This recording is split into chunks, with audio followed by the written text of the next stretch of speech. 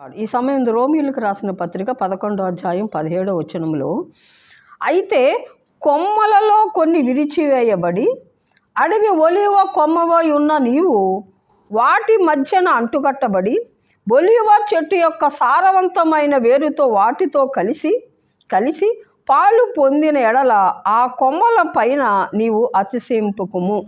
చూడండి, అయితే దేవుడు అడవి ఒలీవ కొమ్మవై ఉన్నటువంటి మనల్ని, దేవుడు ఆయన ప్రేమ చూడండి, ఎన్నిక లేదు, మనకి ఒక గుర్తింపు మనకు లేదు, స్తోత్రం.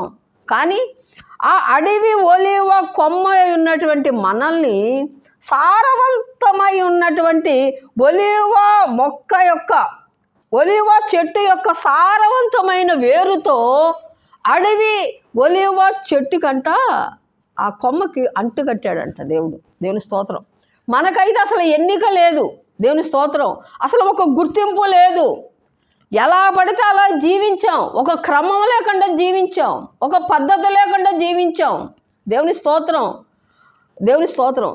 ఇది వరకు మన జీవితం చూస్తుంటే అసలు మనకు అసహ్యం కలుగుద్ది.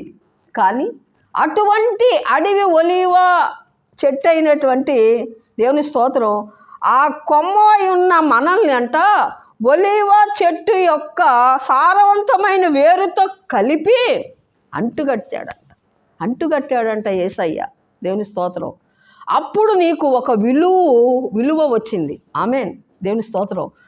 క్రీస్తుని మనం ధరించుకోబట్టే మనకు ఒక విలువ. ఎవరైతే క్రీస్తుని ధరించుకుంటారో వారికి దేవుడు విలువ ఇస్తాడండి. ఆమేన్. దేవుని స్తోత్రం. విలువైన వారిగా దేవుడు మనల్ని చేస్తాడు. ఆమేన్. స్తుతులు వందనాలు చెల్లిస్తున్నాను. చూడండి, దేవుడు కృప ఎట్టిదో మీరు గమనించగలరు. దేవుడు ఈ మాటలు దీవించునుగాక.